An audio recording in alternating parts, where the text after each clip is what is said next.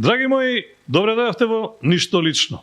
Еве во првото јунско издание во кое, како по обичај, ви нудиме гости кои оставиле траг во својот живот, оставиле многу нешта зад себе, оставиле работи за кои се зборува и ќе се зборува долго заради тоа што се дел од македонската историја, дали политичка, естрадна, културна, субкултурна, модна, спортска, каква и да е.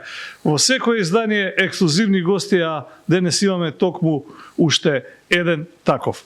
Човекот кој е роден кавадарчанец и тоа во сред центарот на Кавадарци, во куќа на плоштадот на градот, во центарот на Тиквешијата. Основно и средно училиште ќе заврши во родниот град, а како добар математичар и физичар ќе тргне да се запише на електротехничкиот факултет во Белград, одсек електроника. Ама за жал или за среќа, електроинженер никогаш нема да стане во животот.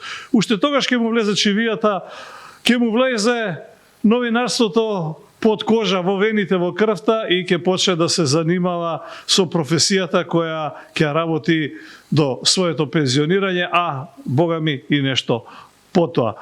Почнува како дописник или како хонорарец, што се вели во тогашниот студентски вестник Студент, подоцна наречен Црвен студент, откако немирите во Белград, односно студентските протести, демонстрации за поголеми права на студентите и професорите ќе ја разбрануваат тогашна Југославија. Ке биде дел од таа приказна, неговите ќе му испратат телеграма исплашени да се врати дома, ама тој нема да ги послуша и ќе остане илегално да живее во Белград, живејќи наместо во студентски дом во станот на еден свој колега и пријател. Тогаш се запознава и со професионалното новинарство, што ви рекле, и станува дописник на дневниот вестник Вечер од Белград во Македонија, нешто подоста и на ревијата на која ќе биде последниот, можеби најдолговечен главен и одговорен уредник, ревијата Екран.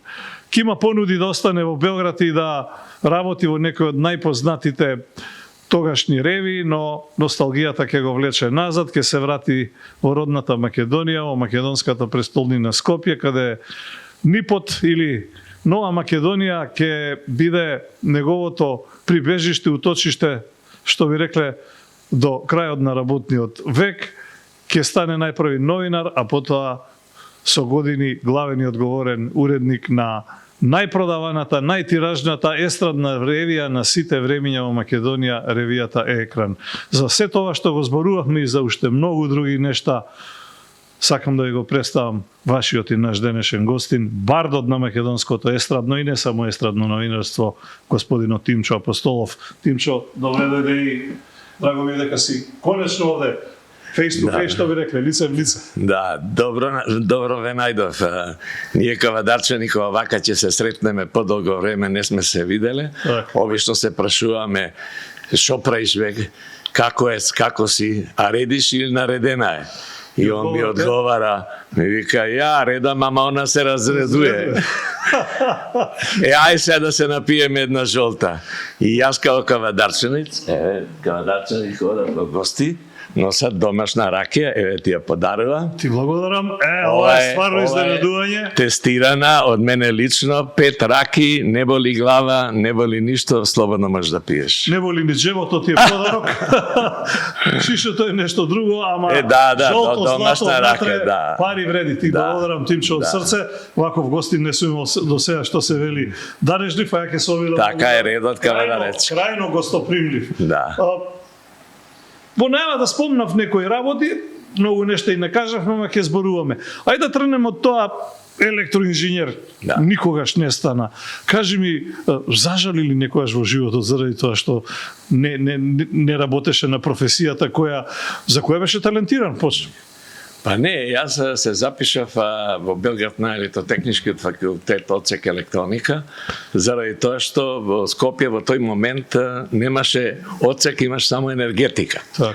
А бидејќи во Кавадарци во гимназијата бев одличен ученик, математика и физика ми одеа.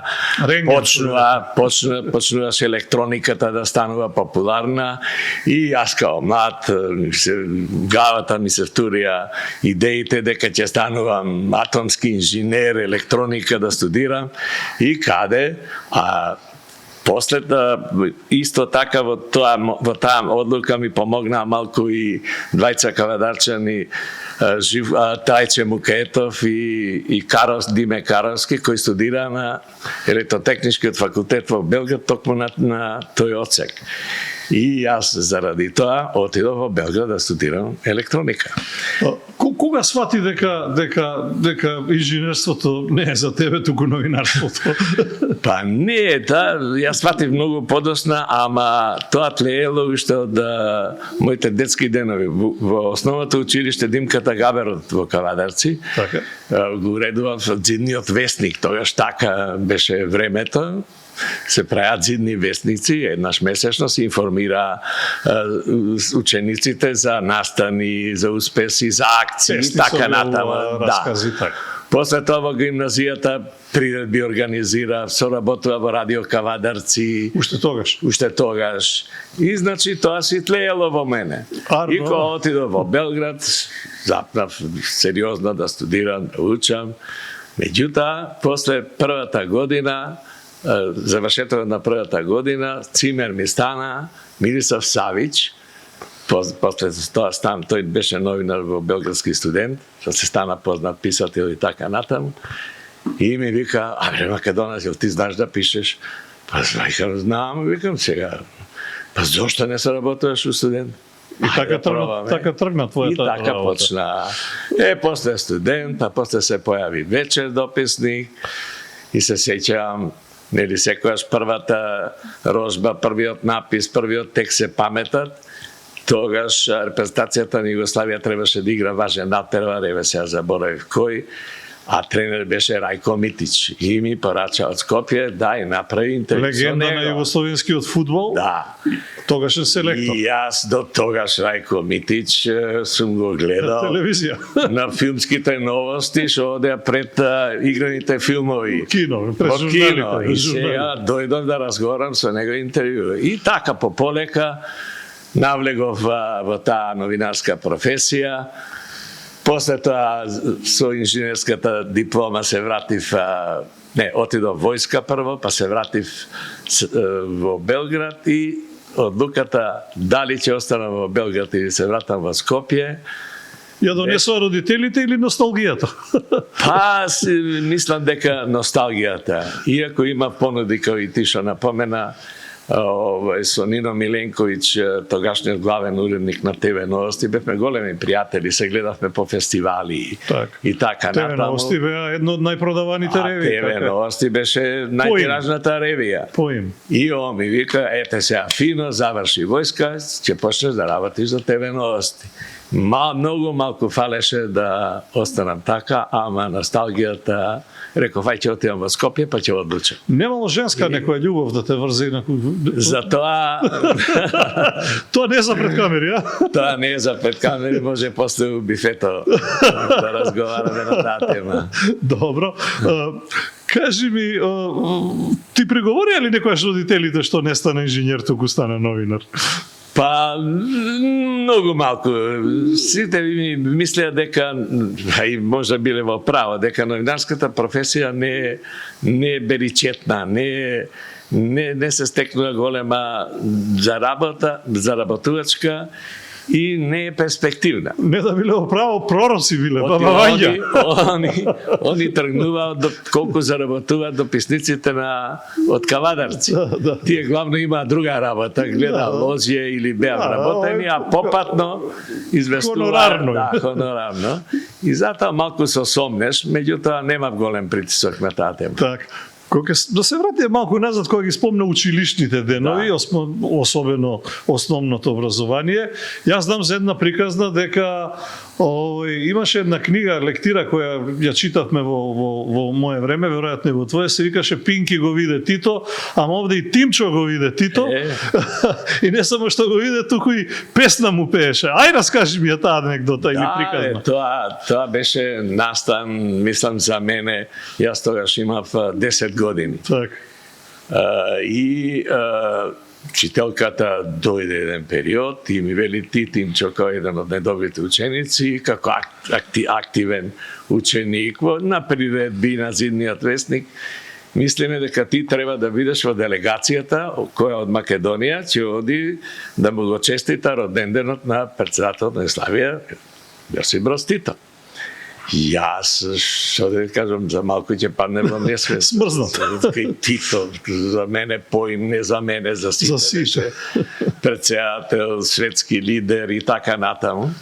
И добро, тргнавме, мајка ми соши некој бело тамо морнарско да бидам дотера. Попредставителен. И тргнавме со воз, тоа се патуваше 10 сати до Белград. И попат, јас се дружев и таков карактер сум, раскажувам шеги, пеев песни и стигнавме во Белград, отидовме до Белиот двор. Пред да влеземе во Бледиот двор, дојде еден домаќин и ни рече, ве молам, ако имате некакви писма за председателот и ова, да ми даете мене. Јас лично ќе му ги подарам. Второ, такви прашања од родителите да не поставувате. Значи брифинг имаше претходно. Брифинг. И сега може слободно дојдете и отидовме, се поздравувавме сите и после влеговме во Белиот двор, мислам баш во дворот, каде што беа поставени маси за делегациите од сите републики. Так. Значи македонската, не една, босанската, српската и така натаму. И Тито идеше до секоја делегација и разговараше со децата.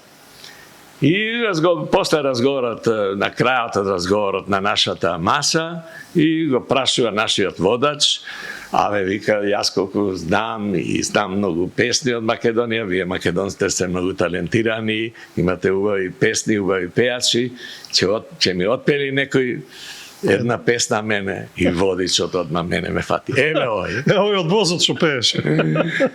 И Тито, од каде си ти? Од Кавадарци. Па јас сум бил во Кавадарци, Тиквеш, се уште пијам вино од Тиквеш, 2 пати сум бил во Кавадарци, сега да ми отпеше една песна. И јас будем земав, отпеав една песна љубовна. Памтиш од песна? Он ме зема во скутот. Опа! И слика тамо пустат, немам фотографија од скутот, ама имам од групната фотографија. Заврши тоа се, Тито, браво, така, сите други. И водечот ми вика, ме стегал позади, кај да најде таа љубовна толку патриотски песни, имаме македонски, ти на председател. Ја паметиш која песна беше? Па не се сеќам, сега беше народна. Важно љубовна. Така мојата средба со Тито заврши. Мислам, јас бе водишен и он, а сега... А се тоа на водичот што не му одговара. После што го смениле водичот, тоа е друго. Добро. Таква беше таа анекдота. Така. Кажи ми, оние години во Белград, 60-тите, 68-та, позната година по овие студентски немири демонстрации. Слично на она сега што се случува, само малку поразлично. Поразлично. Така, тотално поразлично, мислам. Други времења, други права и барања. Како и да е, беше ли, се почувствували некојаш страв дека можеш да бидеш, почувствували уопсен дека можеш да бидеш, дека можеш да те прогласат за, не знам, државен непријател, антирежимски и така натаму? Не, види, белградски студент беше, објавуваше текстови во кои што другите вестници не ги објавува. Не смеја. Не смеја. Храбро, аргументирано, врвни новинари, споменаве дека Милислав Савич беше еден од уредниците И уште една, и како се викаше од Сараево, сега не ми текна, после стана уредник на Ослобоđenje, значи многу јака екипа. Ме подсеќа на млад борец на крајот на 80-тите и почетокот на... Од прилике нешто така. И во меѓувреме се случија студентските демонстрации, а јас во тој момент станува во студентскиот дом во Нов Белград.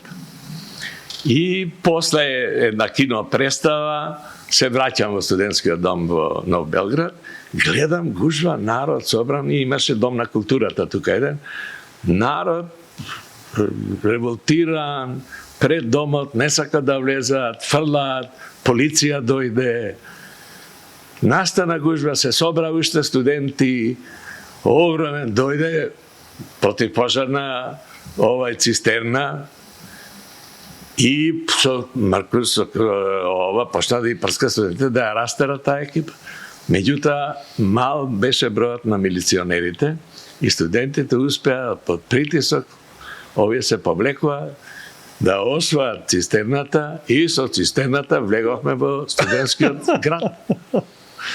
И тука почна немири, почна поети, почна писатели за неправдите, за во државата, за односот кон студентите, за студентските мензи, што ги викавме костур и така натаму. Памтиш како заврши целата таа условно речено револуција? Се памтам, а ја пошто бев на електротехнички факултет, најмногу имаше дискусии за ставовите на студентите на филозофскиот факултет и на електротехничкиот факултет. И електротехничкиот факултет се наоѓаше во зграда во која што беа 3 факултети: градежен, архитектонски и електротехнички. И сега во хаулите, најголемата, стално се собиравме дискусии на таа тема, познати писатели доаѓа, новинари, Фране Барбери, Радој Чичи, така натаму. И дојде со напредни ставови, и дојде, сега ќе ти раскажам една анегдота од тој период. Дојде новинар од Борба, а Борба беше, нели, вестник на власта. И почна да зборува дека не треба демонстрации, треба помирно, треба да се контрабанда, што ви рекле. Да се повлечеме од тоа, ќе биде решено, вашите барања се прифатени, ги разбираме и така натаму. И народ свирка, цела аула свирка. И водителот доаѓа на микрофон и вели: ве молам да го оставиме нашиот иден колега, или ние ќе бидеме колеги негови, да искаже своите мисли. Меѓутоа, ако сметате, не ги прифаќате тие негови ставови, немој да свиркате, него смејте се, чешкајте се. И ние почнавме сите, он ќе каже нешто, ние се смееме, и новина свати, прекина и си замина. Исто сакав да кажам дека и тогаш излегуваше Црвен студент. И ја не знаев каде се печати, бидејќи печатницата кај што се печатеше, негде инкогито. И се сретнав со еден новинар кој беше студираше на архитектонскиот факултет, и тој ми вика: дајве нешто да напишеме, вамо да дајме текстови. Излегуваше на мал број страници, 8, 2 листа. Да. И Црвени студент, Матија Бечковиќ, текст, некои плави анđели за полицајците и така натаму. И сега, јас не знам што да пишувам. И ни носеа Црвен студент да го разнесуваме. Ама ако го разнесуваш полиција, ќе те фатат, ќе те приберат. И ни дадоа тактика. Ќе стоите на тролејбуската станица и трамвајските, а ќе застане трамвајот, фрламе, и бегаш. И пошто слушнавме дека го апсија главниот уредник, моите веќе разбрале, телеграма, веднаш да се врати. Сине, доаѓај дома. А ние спиевме на факултетот во халите, и онда отидов ја. А тогаш, морам тоа да го напоменам, ни еден милиционер, барем во ова милиционерската униформа. За младите милиционери полицаец денес. Полицаец, да. Не влезе во ниеден факултет натре. Така беше. Веројатно наредбата денес е така. Веројатно е наредбата. И имавме голема помош од луѓето. Имаше сандуче горе пред влезот во факултетот, оставаа храна, носеа лебо и погачи. Вода, се што треба. Така. Паметиш како заврши? Како рече? Заврши Друг Тито е рекол? Да. Другарот Тито кажа студентите се Да, и другарот Тито митинг, ние сите собрани во студентски град, после отидов и ја. Народот наседнати, го слушаме говорот, аплаузи, бидејќи рече си 90% од барањата рече дека ќе ги оствари, ако не ги оствари, и он ќе биде виновен за тоа, и тоа заврши со аплаузи и така прекина. Так. Да. Се вратиме на тоа она што... сеќавам Велико Влаковиќ многу беше на нашата страна. Так. Еден од тогашните влијателни политичари, неку шпански борец, народен херој и така натаму. За разлика од другите кои се појави. Пусти страв. Кажи ми, го спомена првото интервју со фудбалската легенда Рајко Митич, но по кој се денес и стадионот на Црвена звезда го носи неговото име конечно. Кажи ми, тоа беше прво интервју, ама кој беше прво интервју кој рече, сега сум стварно новинари, ще се почувствува за новинари или не? Не знам, со сите југословенски пејачи и артисти сум разговарал.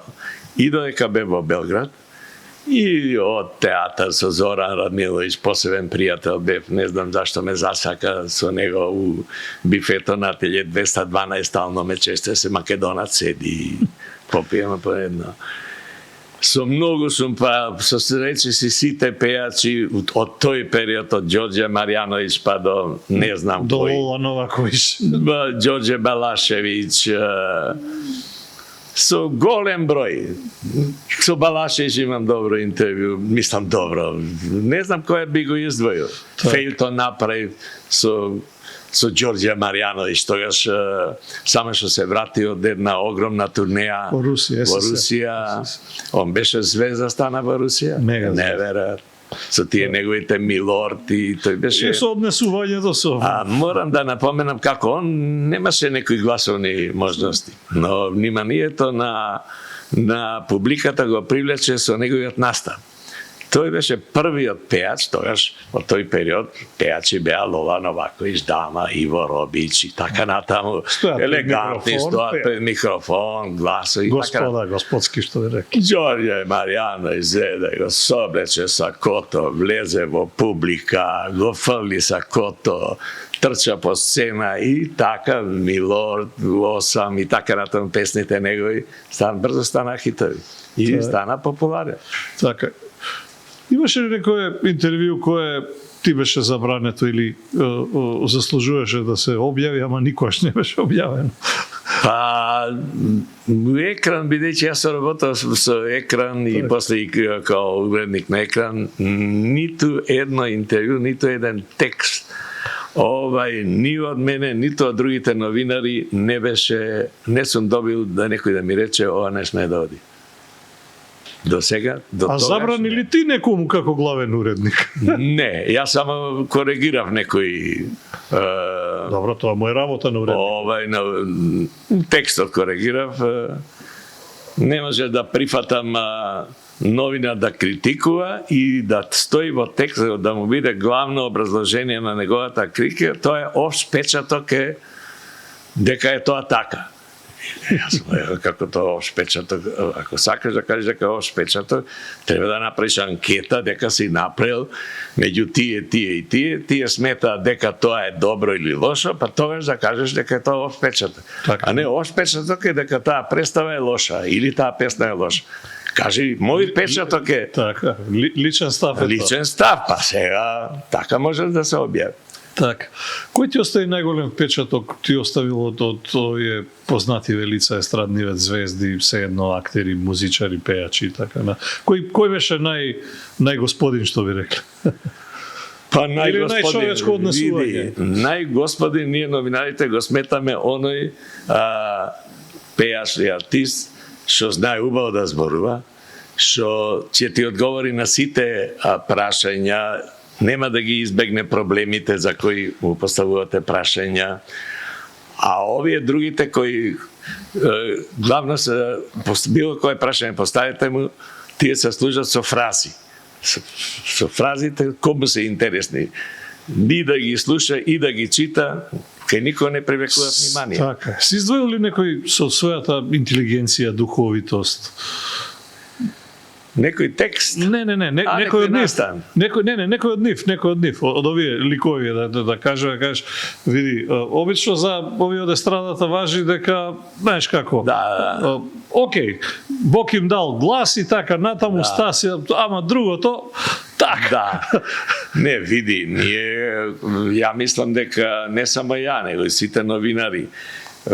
Сум пишувал за фестивали, сум ги следил сите фестивали од Макфест до Валандово, до Скопскиот фестивал. Сум пишувал што ми се допаѓа, што не ми се допаѓа. Сум вклучувал мислења од, да речеме, Љупчо Константинов или друг некој композитор што е од музичката дејност. Оти ние, сепак новинарите, гледаме од како реагираме како читатели, како публиката реагира на тие представи или на таа музика. И се сеќам дека еднаш напишав текст, ми посочи еден композитор дека на Скопскиот фестивал има од тројца автори се 90-80% од песните и текстовите. Так. Џамбазов, Бранџолица, кој беше уште еден друг, и Џоко Георгиев текст. И од кога објавив тој текст со најдобра намера да се даде можност и на другите композитори, помлади сили, да им се даде простор за афирмација и така натаму. Но се случи кога раководството на МРТВ го погледа тој текст од Кинаскопскиот фестивал. Мислам, фактите беа тие. Так. Ја не измислив нешто. Мене беше криво, мене ме обвинува, ама ја реков не беше тоа тенденциозно. Тоа беше во насока. Скопскиот фестивал еден период беше место кај што излагува голем број на хитови. После тоа, кога беше узурпиран од вработените во куќата, почна да паѓа. Так. Ке дојме ке зборување и за фестивалите, кажи ми, си останал ли без зборови пред некоја од големиве музички звезди? Да немаш прашање што да го прашаш.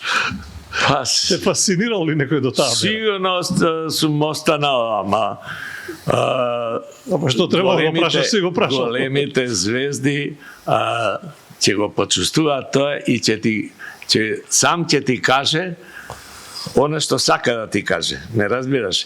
И ти веќе имаш повод за да го продолжиш разговорот. Шлагвор човек. Да, шлагвор. Не, со Здравко Чолиć сум правил многу разговори, така да еве као со тебе сега што разговараме, бил отворен секогаш со сите, од реви кои имаат мал тираж или мали радиостаници до најголемите и се сеќавам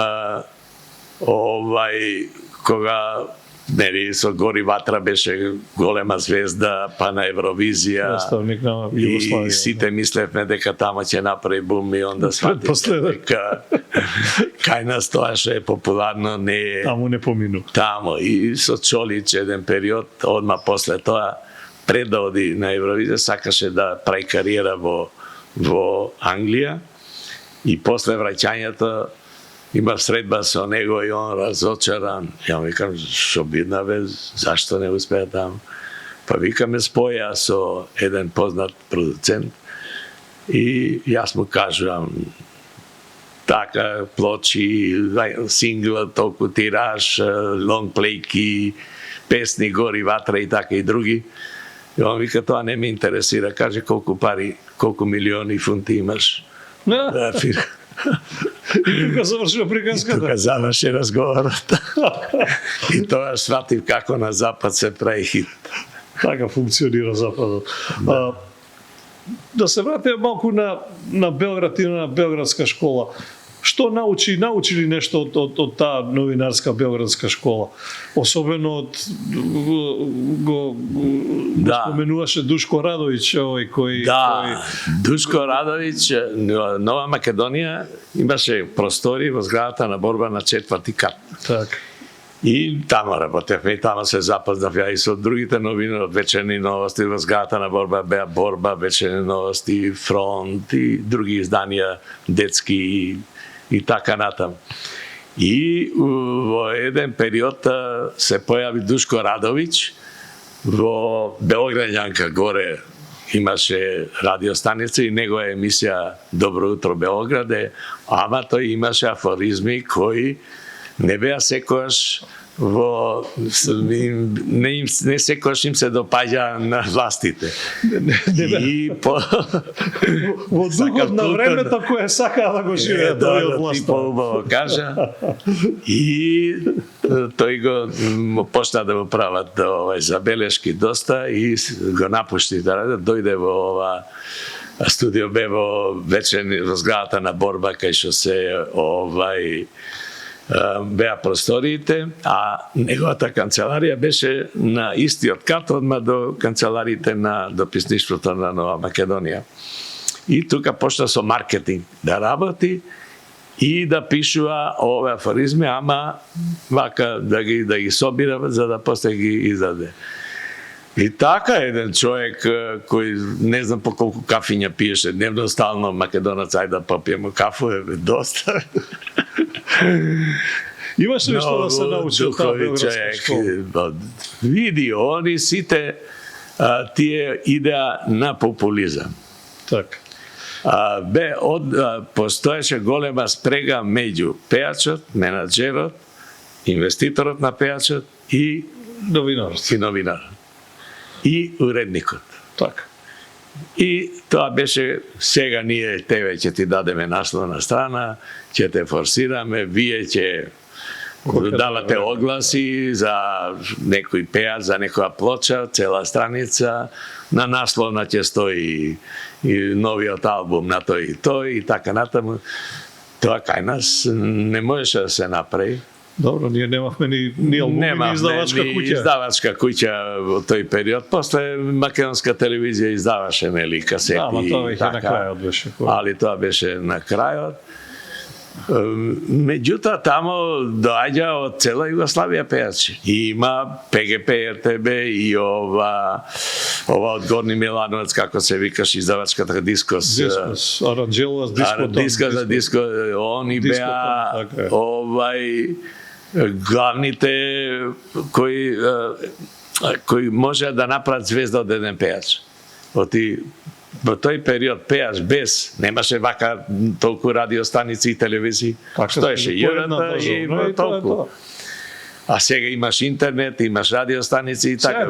Без плочи, без сингл плоча, а лонг плей плоча не може да стане овај. И се правеа фестивали. Они правеа зајачарска гитаријада, во Суботица имаше младински фестивал, во Белград имаше Белградско пролеće, не сам за сериозна музика, доаѓа познати звезди од светот. Белград од секогаш бил Белград и тогаш и сега, веројатно центарот каде што се слевало од села Југославија. И ја видов како они тоа го прават, и не само за, пошто од Белград кога бев не само пишува за музиката, него за театри, измислува награди артистички, Цар Теодора и Теодор и Теодора, за да афирмираат. Се оде на афирмација. Белградска телевизија правеше големи напори да од Белградска пролет направи као во тоа време Сан Ремо, да речем. Да личи на нешто фестивалот. Кај нас ние немаше такво чувство, бевме премногу спори, чекај да видиме што, како. Од овој аспект гледано. И после тоа, јако се вратив во екран и почнав, реков, дај нешто од тоа што сум гледал тамо. Таму имаше 2-3 дискотеки во Белград кои у тоа време Дуга, например. Дуга и така натаму. И во кошаркарскиот клуб Раднички исто популарна, кај што не можеше да се влезе, на Ташмајдан исто. И видов тамо шо прават луѓето и викам дај право да направиме ние, зашто да не направиме избор на дижокејна. Ке дојдеме до тие манифестации до екран. Сега да те прашам друго, од овој аспект денешен, од оваа дистанца, после се, жал ли ти е што не остана во Белград? Па, не знам, наборо семејството, да не ме свати погрешно, децата, сопругата и така натаму. Не за сопругата, зборувам професионално. Него некој ќе помислев и да останав, можеше да бидам кој знае што ќе кој знае што, или пак таму е мелница голема. Голема конкуренција. Брзо си горе, брзо долу. Можеш и тоа. Така ли? Па, мислам дека е така. И дека не сгрешив што се вратив. Добро, полека да дојдеме и до екран, кога веќе се врати, најпрвин како новинар, а подоста и како главен и одговорен уредник. Во сите најави споменувам и така е, фактите се тие, нема зошто да се кријат или да се срамиме од нив. Екран дефинитивно е најтиражната ревија на естрадна ревија и телевизиска ревија на сите времиња во Македонија. Не е само естрадна. Имаме и филм, и театар, и музика, и се. Естрадно-културно-телевизиска, не знам како да наречам, иако сите ја знаат како естрадна ревија. Добро, ајде да речеме така. Ајде, како год да е, прашањето ми е, што го направи екран да биде тоа што е? Најтиражниот, најпопуларниот, најпродаваниот? Екран, денес се покажува колку, бар ја така мислам, колку екран значел за афирмацијата на македонските културни вредности. Значи, од телевизија, радио, музика, филм, екран. Не постоеше ситница. Јовановски подготува и Иван Митевски документарен филм. Од идеја ние пишувавме со Иван Митевски што е идејата, така натаму. Присуствувавме на првите кадри на снимање. До реализацијата на ТВ драма, да не зборам за ТВ серија, да не зборам за игран филм, театарска представа, не се случило да уште у зародиш на идејата ние дававме информации, и после на крајот сето тоа го заокружувавме со рецензија, со оценка на нивниот труд. Ако добро тоа разбирам, добро. Само и да докажам, но актерите што се истакнале добива посебно интервју, насловни страници, пеачи кои направиле хит песна, фестивал кој Макфест, кој бил Макфест, сите звезди од и странските. Хелена Благнес, пеачка непозната, дојде на Макфест и со песната на Кире Костов, која стана хит, стана и звезда. Так. Да не зборам за сите други пеачи и композитори кои се афирмира преку Макфест, а и ние тука помогнавме доста. Сега еве, некој ќе направи плоча. Негде во некоја емисија ќе отиде ќе збори. Што има после тоа? Каква оценка има, критика, дали е таа добра, дали им сега албуми сега има... Критиката не постои, ни театарска, ни филмска, ни музичка, ни никаква. И мене ме среќаваат и ден денес артисти, режисери, дај бе, обновете го тој екран. Зошто бе, викам сега друго време дојде. Па вика ќе одиграме премиера, ниту некој да не плукне барем, да каже чини, не чини, добра е, сгрешивте тамо, ова е лоша улога, ова е добра, сценографијата е добра, музиката, костимите, нема ништо, штама. Так. Ако добро сега те разбрав од Муаветов, екран го направил она што е и што бил пристапот. Некои велат немањето конкуренција, па лесно им беше. Не, грешка. Друга ревија, немаше монопол, нипот. Грешка, само муабети да ги пренесувам. Не, грешка си. Пред да се појави екран, во Македонија тиражот на ТВ новости и радио ТВ ревија беше огромен, над 20.000 ТВ новости 24.000, а Радио Реве не знам уште колку примероци се продаваат во Македонија. И ние, кој излезе екран у почетокот, како нели прилог на Нова Македонија во петокот и така натаму, и после години нешто се одвои. Од кога се одвоивме, тиражот на овие вестници не да го преполовивме, него го намаливме на четвртина, а ние пораставме заради тоа што на читателот му нудевме наши пејачи, наша музика, наши театри, наши филмови, а ТВ новости тоа не можеше да го падне. Так. И второ беше семена ревија. Немаше меѓуножјето на таа и таа слика, текстови кои со кого се развеел. Немаше задруга у него. Да, немаше задруга. Немаше реални шоу. Идевме со сериозни текстови. Так. И тоа очигледно публиката го прифати и затоа е тиражот. Ние имавме тираж од просечен тираж ни беше околу 50 до 60. Јас зборам за продаден, иначе печатениот е 60 и повеќе, а на два пати имавме 105.000 тираж. Се сеќаваш и што беше на насловницата на тој 105.000? 105 беше новогодишен, а другиот беше смртта на Тито. Специјален број за Тито, целиот посветен на неговот живот и дело. Добро. Кажи ми, младиве не знаат. Јас знам, ама помладиве не знаат. Мојата генерација го фати тоа време, кога вие бевте во врвот, ние почнувавме. Како се креираа содржините без пристап до, не знам, интернетот денес дава можности на еден клик да дознаеш се. Многу тешко. Многу тешко. Кои ресурси се користеа за да доеш до информација? Тогаш имаше само Тањук и как се вика, телепринтерот, ако добиеш вести од Тањук.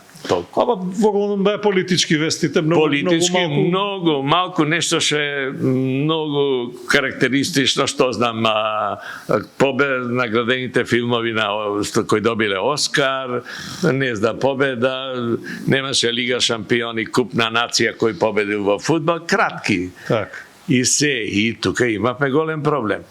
И се претплативме на Варајат, и тоа е едно америчко списание кое после го имавме Rolling Stones, исто го добивавме, ама тоа, знаеш каде беше проблемот? Што тие кај нас стигнува после месец дена. Бајати што ви рекле. Сега ти пласирај дека не знам. Кажам, дај што даш. Да. После тоа јас случајно имав средба со еден Драшко Антов, новинар на Deutsche Welle. Македонец кој живеел у Германија и работеше тамо. И му го кажа проблемот и тој вели, па ние сите светски ревии во колор и не ги добиваме. И после недела дена ги фрламе. Чекаш, праќај ги бе, брате ми. Да, Драшко, да. И тој по автобус ќе те наградиме, ќе ти дадеме ова, не треба ништо. И тој ни пушташе, кој ќе добиеме пари мач. Колори прекрасни, овие колор списанијата у колор. Како ќе од каде да објавиме колор од Rolling Stones? Тогаш немаше, сега има авторски права, сега ќе те штава. Сега ќе те штава. Тогаш немаше тоа. Тогаш немаше тоа. Пуста мали тиражи се, тоа не се милионски нив, но секако. И така се снаоѓавме. Преведувавме текстови од англиски, италијански главно, Амика и тие другите италијански часописи користивме, шпанските има многу, Браво и така натаму и други. Семо вие што ги спомена, кои ви беа најголеми XU конкуренти, да речем? Па, не знам, после... Не знам, поп-рок, джувокс, не знам, вакви такви музички. Види, тие беа специализирани. И тие има голема популарност кај овие млади тинејџери и рок групите. Тогаш во тој момент имаше доста ентузијазам, сите под под успехот на Битлз и Ролинг Стоунс и така натаму, сите сака да засвират на гитара, пробува вежба по подруми, па и така и ја решив и редакцијата го прифати тоа да направиме поп-рок фестивал. Така. Ке дојдеме до манифестациите. Сега сакам да те прашам, кажи ми, ако направиме некоја паралела, можат ли денешниве онлайн медиуми да достигнат славата на екран? Види. Гледам дека имаат некои, знаеш, илјадници лајкови, илјадници кликови, не знам колку десетици илјади посетеност, ама некако влијанието име. Не, мислам дека може, ама потешко, бидејќи денес лајкови се ставаат на сосема други нешта. На подкасти кои ќе провоцираат, кои се веднаш гледаш дека тоа е тенденциозно. За да добие он поголема гледаност, гледа да направи скандал некој, да предизвика, кој ќе предизвика внимание. А овие ситните така од младиве што се сликаат дома со разни TikTok, такви, тоа не го сметам дека е успех, мака да они имат, гледам посетеност 20.000 некои и така натаму. Кај србите имаш со 200.000 и 300 милиони. Али од овој тип на сериозно треба веројатно долго време да помине. Второ, навиката да читаат такви текстови од телефонот и од лаптопот е некај сите примамлива. Оти на телефона да читаш голем текст е... Речи си кај никого, јас би рекол, ама добро. Добро, јас сакам да бидам поумерен. Добро. И од тој аспект мислам дека ако почне некоја ревија така, а има некои кои почнуваат со сериозни текстови, ќе треба подолго време, меѓутоа или брзо да затвори или долго време да успее. Да, ама тоа треба или да биде упорен и да има финансиер и полека да освојува публика. И сега може да заклучиме дека онлайн медиумите, односно појавата на интернетот го уби новинарството? Мислам дека го уби. Да? Мислам. Ова денес се... Погледајте, Нова Македонија, Слободен печат има 3.500 тираж. Вечер, тука некаде, и помалку. Нова Македонија, уште помалку. Сега види, вечер порано имаше 30-40.000 примероци тираж. Нова Македонија 25.030. Вакако, слушајќи те и гледајќи... И порано, ако се сеќаш, Дневник имаше огромен тираж. Така. Утрински вестник, така. Огромен. Така. Па и Младборец кој почнуваше и исто имаше огромен тираж. Така. Па и Фокус и така. И Фокус, да. Но, слушајќи те вака, имам една представа и работите ги гледам и се согласувам со тебе. Но, кога ќе мрднам малку од Македонија, ќе отидам барем кај соседите јужни или северни, гледам дека трафиките се преплавени со списанија, вестници, магазини. Овде ги нема. Ако онлайн новинарството, ако интернетот губи новинарството, како таму не е така? Па одговорот одма се гледа од месечина. Мене ми е незгодно да го кажам. И ти го знаеш. Порано кога сме оделе во Бугарија и кога се качеш во трамвај, 70% од луѓето чита или книга или вестник. Кога ти си видел во Скопје, во автобус, некој да чита книга или вестник? Сум видел да гледаат у телефони. А во телефон, да. Во телефон, да. До народот ли? Не знам, ти кажа. Или до системот е, кој треба да го едуцира народот. Не знам, треба. Пак јас кажам. Да. Не. Треба, веројатно, таа едукација да почне од основните училишта. Така. Порано, сигурно дека влијание има од кога се формира детска радост со тие детските списанија кои има стварно Па уште од градинка, оние Росица, гради Росица и си. па наш свет, И па така се навлегува во некој да почне да чита. И сега ти ако го немаш сето тоа денес, како ти од денес ќе му даеш да чита векси си посебно текст некој кој е, да речеме, 5 шлајфни. Добро, ама да не заборавиме дека одредена министерка пред некое време за образование сакаше онлайн да го направи образованието, да ги укине книгите. Да. Што зборуваме тогаш на таа тема? Да. Па не, сега не знам дали е таа од вештачка интелигенција информација дека сакала свидетелствата да не бидат во печатена форма. Ја не знам тогаш ние како дедовци како ќе им дадеме некој ден или внуците да ни се пофалат види и петките. Погледај ќе ти пуштам на Вибер. Има онлайн дневник, ќе укусаш шифра и ќе влезеш внатре. Да. Тоа има. Но и парите да му и пуштам на трансакцијска. Така доаѓа. Да не се видиме, да не се почувствуваме. Да.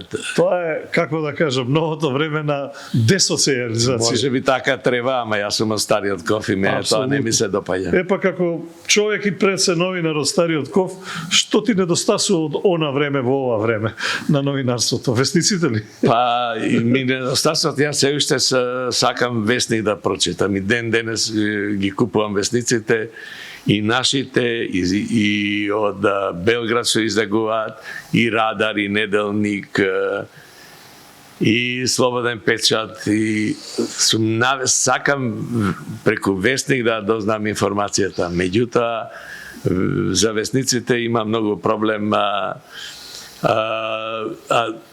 Не знам, влегов уште додека не беше ова, не падна толку тиражот, уште додека постоја и дневник и утрински и се и вест. Ја нема и вест.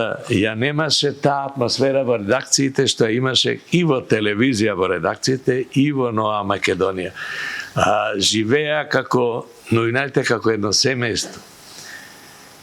Новинарите живеа и со артистите и со политичарите се друже, имаше сега, секој си гледа, порано бифето на Драмски театар, вака стоеше од артисти и новинари, обожаватели нивни што седеа. Сега, политиката ли ги раскара сите? Уште не завршил со улогата, ако има епизодна, веќе се облекол, издагол, има тезга, продава кошули, не знам, фирма или... Сиромаштијата, политиката или што ги раскара? Не знам што, не знам, немам одговор. Меѓутоа, оди во надолна линија, тоа и не ми се допаѓа. Ајде да дали нова имаш одговор. Ајде, кажи ми сега ти, еве, која, као порано, сите знаепме дека сите ја знае и одеа и беа популарни, представите чија си, дупло дно, да не редам... Добре, и сега се гледаат театарските представи. Не, и сега се гледаат. Него... Во театар комедија до влезница не можеш да дојдеш. Не, и во драмски. И во драмски. И во маната има представи. И има одредени представи. Но ја нема таа афирмација како што овие представи у тоа време ги има преку медиумите. Веројатно проклета можност на изборот, односно понудата само оние што се театарски луѓе што сакаат да одат у театар, а тешко, ако нема таква афирмација, не можеш да привлечеш ти она другата публика. Добро, веројатно во морето од понуда на се и се што се губи и тој квалитет. Ајде нова дали имаш одговор. Екран и денес постои како онлайн име или онлайн медиум кој постои на интернет просторот и објавува содржини вакви, такви или онакви. Нема да навлегувам од колегијални причини, не е моја работа.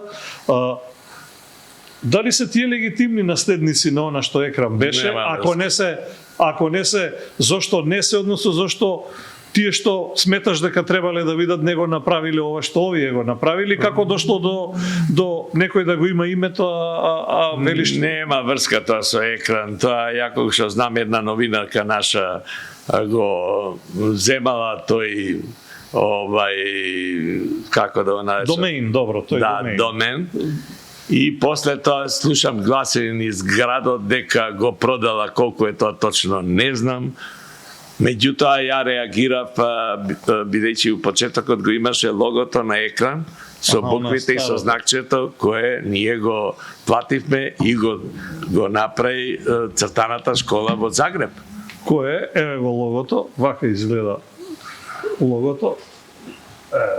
Вака изгледа логото, тоа е ова горе лево десно како го доаѓа камерата. Да.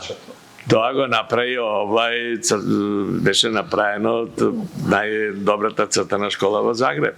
Значи што ја прави Балтазар што го прави. Буквите на екран во боја ги направи Петар Глигоров, академски уметник. Што сакаш да ви кажеш сега дека ова и сега и јас реагирав на тоа дека не можат некои тамо дојдени на тој домен да прават со тоа. Ако сакате да правите си. Не е некој дојден, а колешката, не сакам името го споменам да не се... Јас ставам улога на судија, ама сепак работела во екран и била твоја соработничка и била тоа. Била, ама не може да користи името, ни ја не го користам. А зошто не направивте вие онлайн? Сите вие, не е битно. Не, ние требаше да направиме, требаше да као редакција екран да бидеме. Така. А не можам сега јас да сам да преземам, да го присвојам екран и тоа ќе опишувам луѓето да мислат дека е екран. Не е екран, ќе биде Тимчо Апостолов. И ја затоа немам таков домен.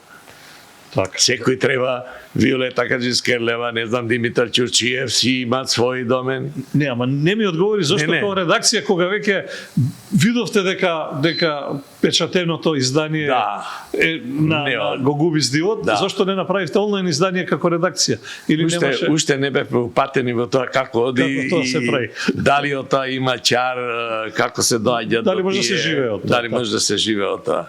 Значи тоа е мојот. Добро. Да бевме тогаш да имавме, да речем, по 20-30 години, ќе бевме повеќе упатени во овие новите технологии, веројатно би може да направиме електронско издание на екран. Епа, сега е како? Сега се чини малку предоста. Ги спомена не само екран како ревија, туку и манифестациите кои практично под негово покровителство или зародиш се создадоа и беа едни од значајните. Ајде поред ке тргнеме. Го спомена поп-рок-фестот. Едно време беше само рок-фест, па стана поп-рок-фест, па на крај... Да, ги менувавме тие наслови, не знам. Заедно со младинскиот БКЦ, односно Дом на млади тогаш. Прво, сите има таа погрешна информација. Екран го почнавме, екран и Сдружение на естрадните работници, не уметници, работници на Македонија, Марио Липша. Така. Оти, јас тогаш не бев искусен за такви, смеам ли да организираш, не смееш како се организира тоа, а Марио Липша имаше искуство, бидејќи пред организираше модни реви, концерти, така натаму, имаше агенција за естрада. Немаше. Така. Сите пејачи беа врзани со него и му кажав идејата, тој у старт ми рече, нашиот народ нема тоа интерес, а викам има групи и така натаму, ајде да почнеме, ќе ти помогнам. Почнавме, направивме 2 полуфиналиња во Битола и на ракометното игралиште овде во Скопје. Сегашна дискотека Пјур за овие младите. Да. И после од втората година, кога видовме дека има интерес, распишавме конкурс, на кој се пријавија, ние паднавме, унесме преку 90 групи. Од 20 жирито требаше 2 дена да им слуша, да. Снимките. И така ги расподеливме на повеќе денови да настапуваат во МКЦ. Саата и тогаш со дојде со работката со работката или МКЦ денеш. Да, тогаш беа и они прифатија тоа и финалињата ги правевме во разни градови. Да извршиме што поголема популаризација на рок музиката во Струга, во Битола, ракометното игралиште и така натаму. Така. Кој беше најголемиот македонски рок фестивал? Вудсток, кој беше? Финалето на првиот македонски рок фестивал 81 година се двумевме со Марио кај да го правиме, што да го правиме. Ја му викам, слушај, јас сум кавадарчен.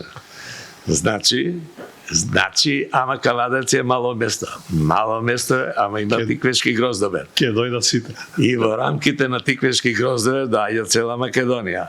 плюс тоа е ова финале на рок фестивалот. Ќе го правиме на стадион. Тој вика, ти нормален ли си? Дај го киносалата. И го правиме на стадион.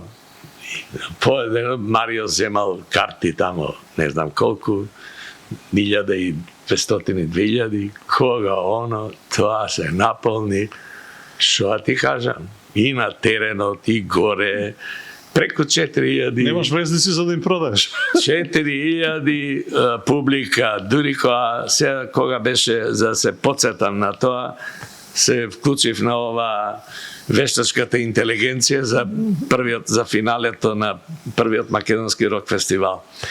И тамо пишува, вика, тоа беше спектакл, македонски Вудсток. Викам, кој ова го напишал, кај му се овие информации? Укуцај на... Чат GPT користиш, гледам. Да. Добре. И тоа беше стварно спектакл. Тогаш победи Автограм. Триангл беа токму така, а на финалето учествува и Макакус, ми се чини, мислам дека... Плејада од најзначајните македонски или дел од најзначајните... Рок фестивалот, бендови. без, мислам сега овака ќе иска као фалење, сите денешни музичари и студија што имат за снимање, потекнуваат... Поминале низ Рок фест. Некои биле сега тапанери, например, као Дарио, Владо Јаневски... Денес се познати пејачи. Денес пејачи. Композиторот овој, речи го восител, ше уредник... Ристо Самарџиев. Ристо Самарџиев, исто беше во Цилиндер, ми се чини. Конкорд, на Тоше Попсимонов имаше Асторија. Еден куп. И еден куп, да, не ги редам сега сите. И врв на таа акција, популаризација на рок музиката, беше издавањето на прва лонг плей плоча со македонски рок групи. Так. А до тоа дојде, тоа ја издаде ПГП. И јас уште кога бев во Белград се запознав со Оливер Мандич. И после тоа правев интервјуа со него и така натаму, и тој после големиот концерт што го направи, тоа беше спектакл со ласери, због тебе би туцал камен и кои беа други песни, и продолжи уште малку неговата кариера и отиде... Стана уредник на ПГП РТВ за издавачката куќа Белградска. И јас си реков, пред финалето, во кошаркарската сала во работнички го правевме, викам, чекај да го повикам него. И му кажа, и дојде. И се договоривме и направи LP плоча. И така. И тоа беше првата LP плоча со македонска рок музика. Така, не само оваа манифестација, ги споменавме и некои други, меѓу кои Славе Келешовски стана тоа што стана најпознатиот и првиот македонски диџеј избран од ревијата Екран над преварот за избор на диџокеј. Чија беше таму идејата? Па не, таа, ти реков старт, таа беше прва моја идеја кога се вратив од Белград, зашто тама дискоклубовите беа хит, не пуштаа секого и така натаму, и реков и кај нас да почнеме. Тука ми се чини, тогаш не сум сигурен сега точно, ама беше овој Мусандра што правеше. Имавме ние свој Мице диџеј. Мице диџеј. Имаше, не знам, беа овој, ако не ги спомням. Не ми текнуваат сега. Добро. И реков, дај ќе правиме избор на диџокеј. Малку групи се пријавија на првиот избор. Победи Славе Келешовски со неговиот струшки дијалект, со атрактивното водење. Сите претходни диџокеј беа, нели, само пуштачи на музика. А овој правеше миксо и вртеше плочите, она што гледал кај странските диџеј, како вика тоа, не знам. Скречување. Да, скречување. И после тоа веќе се појавува повеќе диџокеј. Една година жена диџеј победи, така ли беше, ако добро паметиш, или тој знам дека и овој победи сенатор, АЦ сенатор. Не и паметам се сите, ама и таа акција беше за афирмација на еден тип забава. А пред тоа нешто слично, ама не беше тоа баш диџеј, Васја Ивановски праеше во Метропол нешто клуба. слично. Да, нешто слично. Таму имаше и музика, он пушташе и разговори со познати звезди, ние новинарите од екран ги правевме и тоа беше овака елитен клуб, круг на луѓе собрани, артисти, музичари, така да беше тоа баш една култна забава. Добра журка. Добра журка. Чудна журка. Да. Кога сме кај манифестациите, покрај изборот на артист на годината, каде што е друга приказната, таму се гласа со жири и со едно друго, се гласа и нова, веројатно, ама беше реткост Македонија да добие своја мисица, односно првиот избор за мис на Македонија. Да, и исто тоа го правевме заедно пак со естрада на Македонија, со Марио Липша. Имавме голем проблем со девојките кои за да се пријават девојки.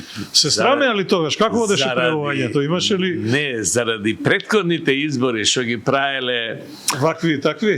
Вакви и такви, да не кажам некои полоши зборови, и девојките и родителите не сакаа да ги пуштат девојките да учествуваат на еден таков избор. Мака мачевме да ги убедивме, ја и Марио со нашиот став ги убедувавме. Дека вие ништо не барате за учество. Ние ги убедувавме родителите дека гарантираме дека девојките нема да се пожалат на ништо ќе стоиме. И исто имавме, организиравме обезбедување за девојките, обезбедување. Наш човек кој ќе нон-стоп ќе следи девојките. И првиот пат беше тенок изборот, мислам, на девојка. После тоа, кога видела како е таа манифестација, бидејќи... Која беше првата мисица, Тимчо? Сега ме збуни. На Македонија знам, Вера Мештеровиќ, ама не, на екран не која ние избравме... Не ми така знам, беше, ама меѓу првите и Татјана Стојановска, ТВ водителката. Ама прва која беше, баш не можам се сетам сега. И беше и Светлана Црнокрак, беше, ама не се сеќавам сега на првата. Не, Светлана Црнокрак не. Или не било? Не. Јас може би грешка. Не може би, сигурно. Може после тоа на некој друг избор, али на екранот не. И бидејќи ние го шетавме изборот во градовите, од две причини. Прво, девојките кои немаат искуство да шетаат по сцена, по писта, и тие ни бија практично подготвителни приредби за финалето да го правиме во Охрид на терасата од базенот кај што беше на Силекс, хотелот во Охрид. И тоа беше стварно спектакл. Мислам, кога видел луѓето дека пеачи во жирито седат од Мето Јовановски до не знам имените луѓе кои не може да манипулираш и да се брукаат со некои привилегии, некоја да биде избрана заради нешто за мис. И плюс тоа го привлече што ние склучивме договор да убавицата на Македонија учествува на светскиот избор за мис на Македонија. И тие два аргументи привлекува, да. Ја дори со мисля, че Николева бев на избор на мис во... Тогаш лиценцата Лидија Велковска имаше, така ли? Не, после тоа. После тоа ли беше? Да, после тоа. Добро. Кога сме кај настани, јас паметам еден настан кој експлозија се случи дека ќе се случи, ама настанот никогаш не се случи. Ролинг Стоунси во Скопје. Да. Маркетички трик или голема измама?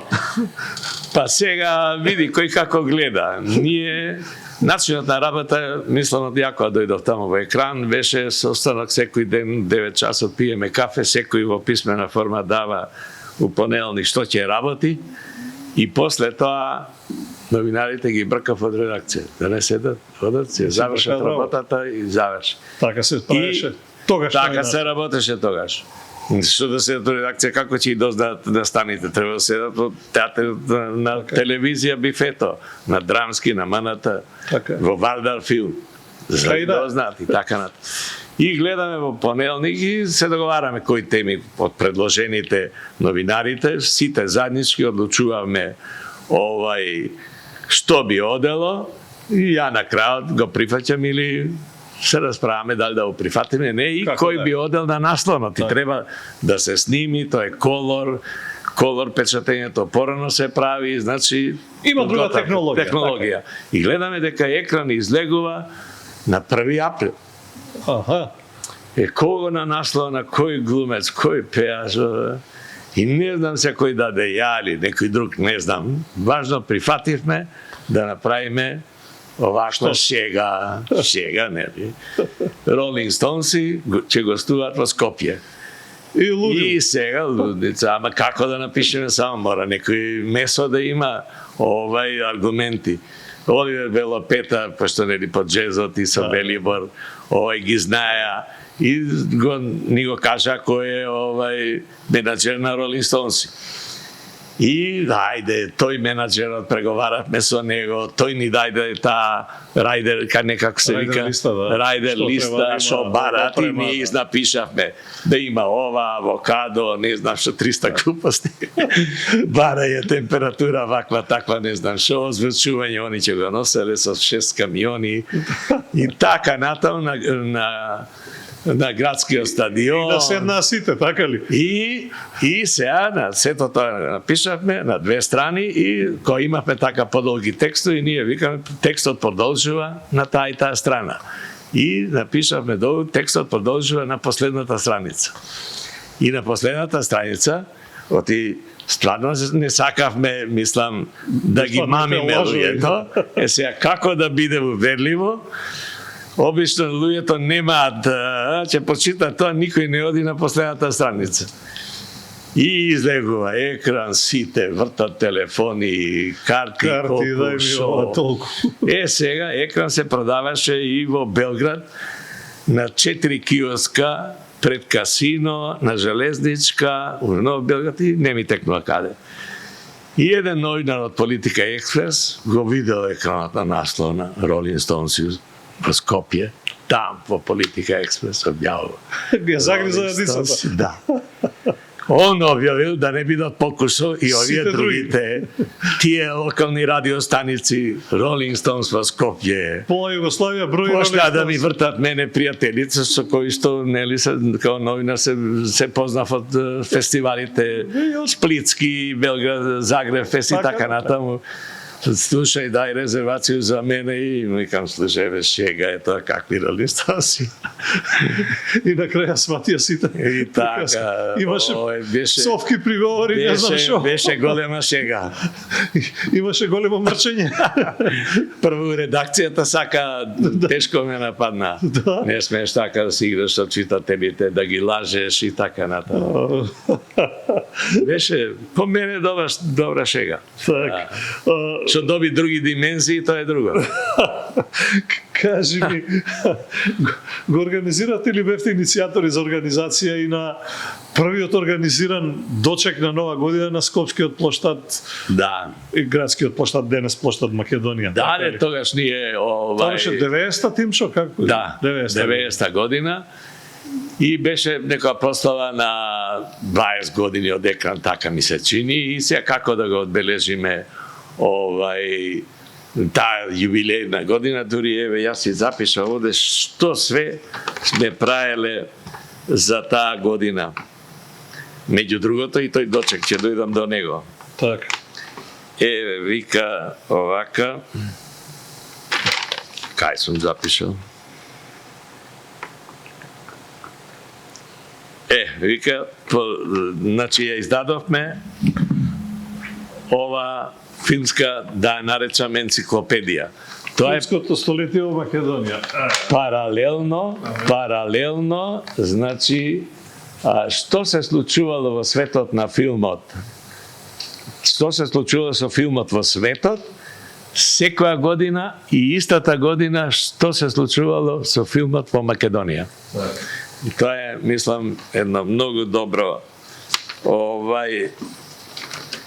многу добра работа. После тоа издадовме ова песнарка со 100 македонски најубави песни. Значи 2 месеци, 3 месеци читателите предлагаа кои текстови на македонски народни песни да ги објавиме. И на крајот останува за историја. 100 песни кои беа и добија најмногу гласови, ние ги отпечативме и мислам дека направивме оти сите нели кои одат на забава, ќе после нели при крајот на забавата кога ќе проработи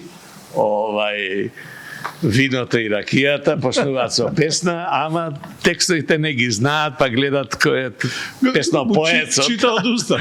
Од песнопоецот, така да ова им беше еден добар прирачник. Исто така, по повод таа годишнина направивме, издадовме касета со 10 најубави македонски забавни мелодии и со 10 најубави народни песни. Во музеот на град Скопје организиравме изложба на карикатури, што за нас ги правија познатите карикатуристи од Киро Урдин до и тоа беше изложба и на крајот решивме да новата година ја дочекаме на плоштад. И сите рекоа како бе ова идеја на плоштад.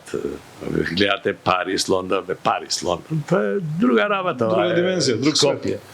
Ајде да пробаме пак со Марио Ливше и секретарот на редакција Ѓорѓе Гоџарски отидовме во градското собрание да им кажеме идејата дека од нив не бараме ние пеачи, музика, програма, се ќе организира екран, дури и огномет.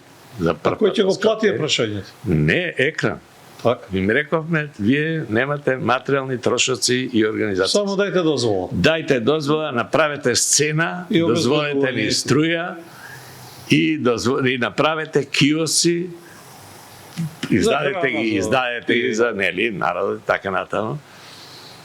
И тогашниот градоначалник, ајде да не го споменувам, вика, видите, тоа е идеја за странските велегради, Македонија, традицијата на македонецот е семено да ја дочекува или со другарите, никој не оди по градо и не сме го правеле тоа.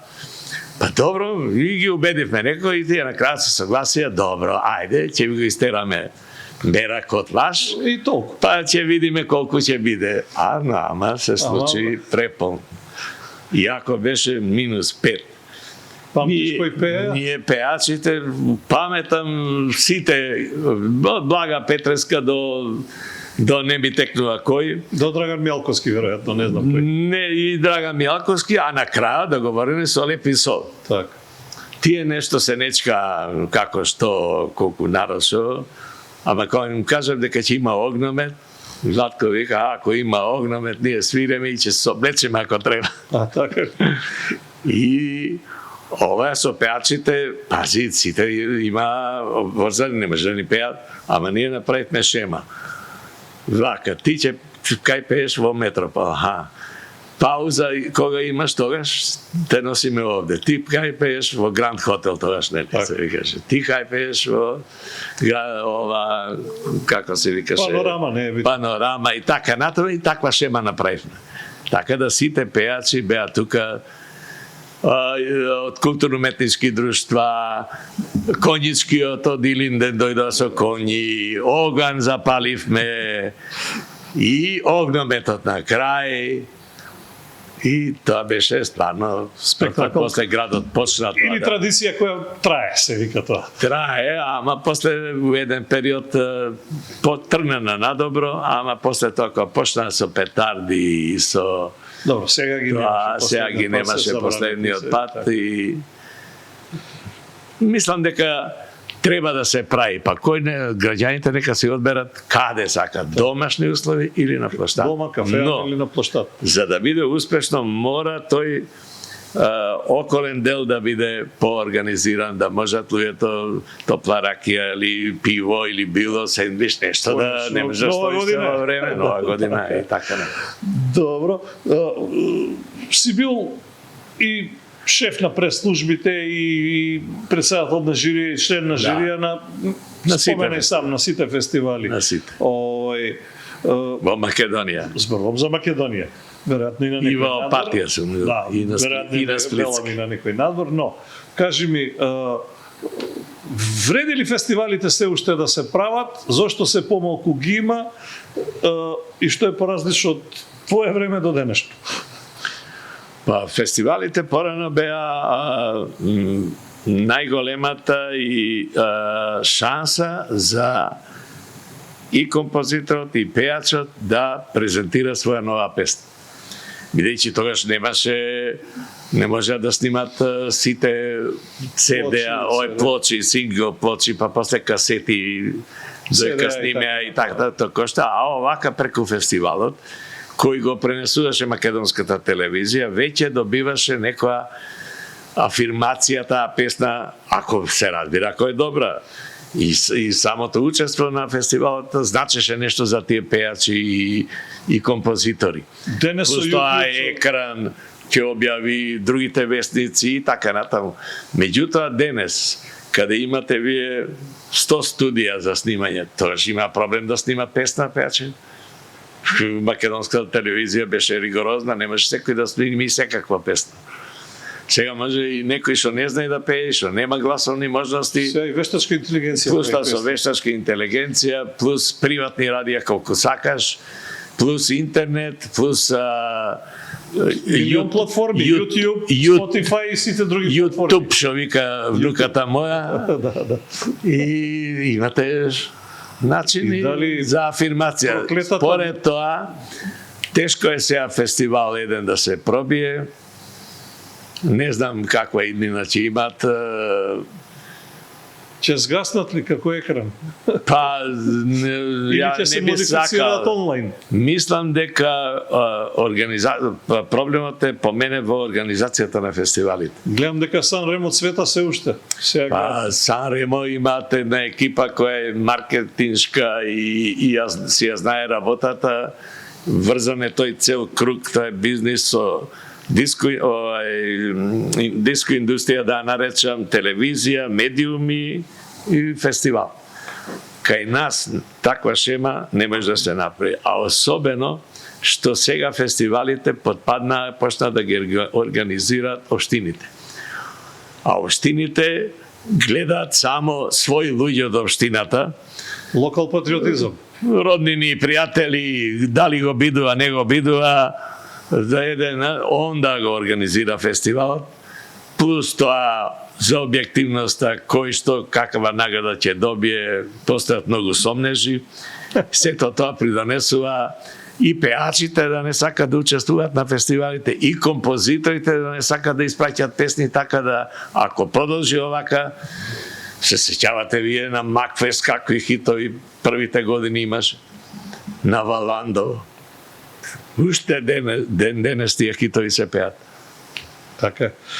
Меѓу другото, во пензионерските денови ја напише и оваа монографија Гордоста на кавадарци, Златовен град, 130 луѓе и институции кои оставиле печат, трак. Да. Така ли му доаѓа? Не можам да отворам, тешка е монографијата, ама ќе ја покажем, иако луѓето ја знаат. Беше ли тешко да се изненадени сами од колку успешни луѓе има кавадарци? Абе, ние во Скопје има, нели, доста кавадарчани што живеат во Скопје.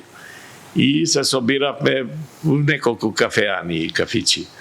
И нормално, и постојат тие што ќе дојдат по работа, по болници, и знаеа каде, и тие доаѓа и сега.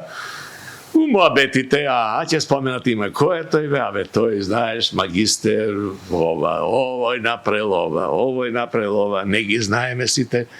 Јас се зачудив колку луѓе што не ги познавам, а као новинар се сметав и као човек од чаршијата, И што се вика чаршијар. другарите, ти Тимчо као најписмен седи, стави ги на едно место. И вика, дај бе, напиши, ајде, и земавме да правиме список.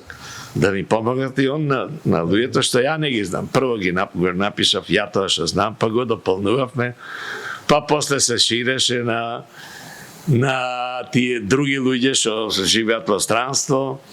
И така 2,5 години ја подготвував ова, па направив за сите градоначалници колку ги има тамо од 45 година до сега биографии, ама јас не правев класична биографија роден, тогаш 20 лет, 30 лет.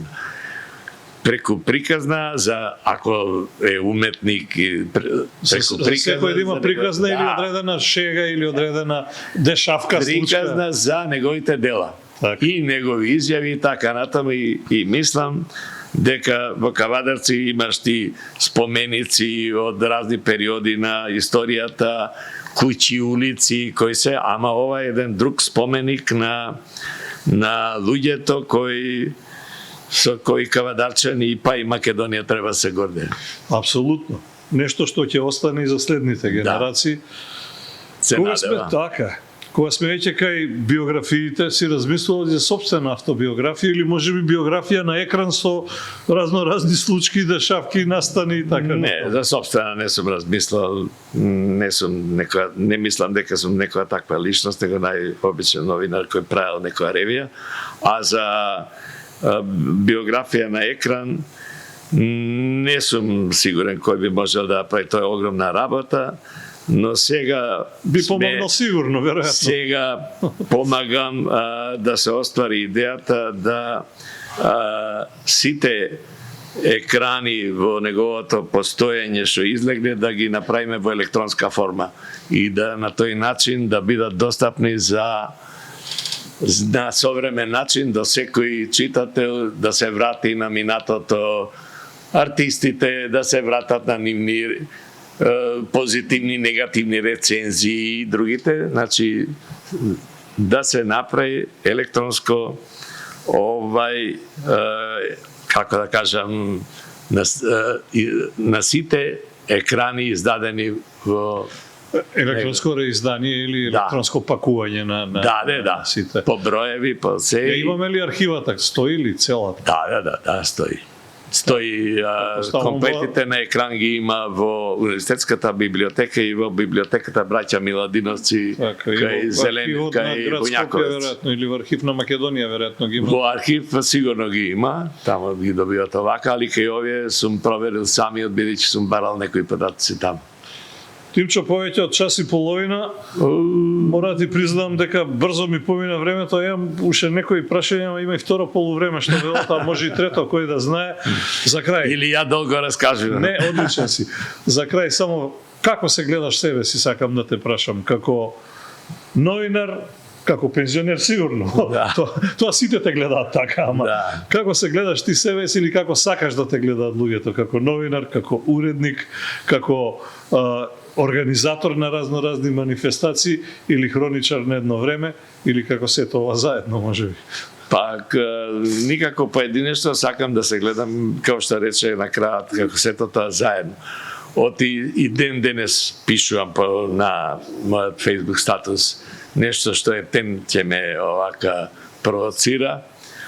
За порано пишував доста колумни, и некои Facebook ги враќа, нели, ретро, со датумот, те подсетува што си објавил. Што сум објавил. И не мислам дека дека посебно би издвоил. Знаеш како е? Па и ти знаеш, еднаш новинар, секојаш новинар. Еднаш некој што вози, стално вози велосипед, кога ќе научи еднаш. Така.